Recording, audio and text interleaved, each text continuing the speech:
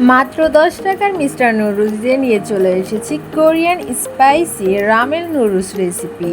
কিভাবে তৈরি করবেন নিয়ে চলে এসেছি আজকের রেসিপিতে।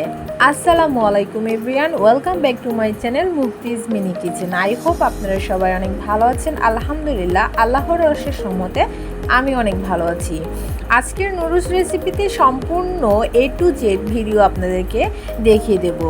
প্রথম থেকে শেষ পর্যন্ত না দেখলে একদমই বুঝতে পারবেন না। তো চলুন শুরু করা যাক আজকের রামেল কোরিয়ান স্পাইসি নুডলস রেসিপি।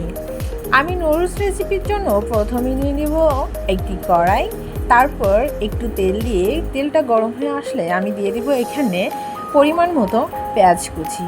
পেঁয়াজ কুচিটা দেওয়ার পর একটু নেড়ে চেড়ে আমি যাবতীয় মশলাটা অ্যাড করব। আমি ফার্স্ট দিয়ে দিব এখানে টমেটো সস। আমার বোতলের টমেটো সসটা ছিল না, তাই আমি এখানে মিনি প্যাক সসটাই ইউজ করেছি। আমি এখানে 3 প্যাকেট মতো সস ইউজ করছি, আপনারা চাইলে কম বা বাড়িয়ে নিতে পারেন। তারপরে আমি সসটা দেওয়ার পরে দিয়ে দিব স্বাদ মতো লবণ। তারপরে দিয়ে দিব আমি এটাকে একটু ঝাল ঝাল করব, তার জন্য দিয়ে দিয়েছি আমি 2 টেবিল চামচ শুকনো লঙ্কার গুঁড়া। আপনারা চাইলে কম বা বাড়িয়ে নিতে পারেন। তারপরে দিয়ে দেবো এখানে 2 টেবিল চামচ মতো সয়া সস। সয়া সসটা অবশ্যই দিবেন, সয়া সস টমেটো সসের জন্য মজাটা একটু বেশি লাগবে। তারপরে দিয়ে দেবো এখানে গোলমরিচের গুঁড়া সামান্য পরিমাণ। আমার মশলাটা কষানো হয়ে গেলে আমি ভালোভাবে নাড়তে থাকবো। তারপর মশলাটা কষানো হয়ে গেলে এর মধ্যে আমি দিয়ে দিব ম্যাগি মশলাটা আমি অফ ক্যামেরায় 3 প্যাকেট দিয়েছি, আপনারা চাইলে কম বা বেশি দিতে পারেন।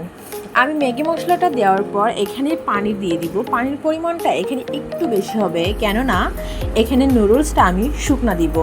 আমি এখানে তারপর পানিটা একটু গরম হয়ে আসলে আমি এখানে 3 প্যাকেট নুডলস ছেড়ে দিয়েছি।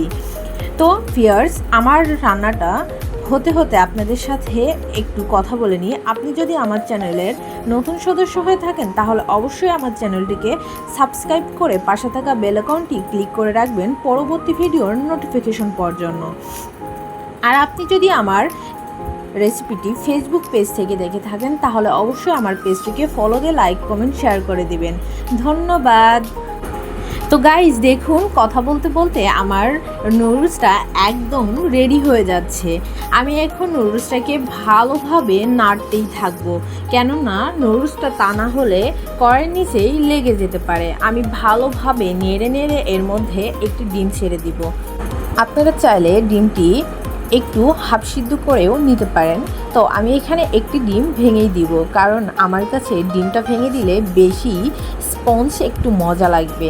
এখানে আমি ঝাল ঝাল করেছি, আপনারা চাইলে অবশ্যই আরও বেশি ঝাল দিতেও পারেন বা কমিয়েও দিতে পারেন। এটা খেতে অবশ্য ঝাল ঝালই বেশি মজা লাগে নুডলসটা, আপনারা চাইলে বেশি ঝাল দিতে পারেন। আমি এখানে দেখুন একটি ডিম ফেটিয়ে দিয়েছি। ডিমটা অবশ্যই ভালো করে নেড়ে নেড়ে দিতে হবে, একদম সম্পূর্ণ লেগে থাকবে, কোনো রকম আস্ত থাকবে না।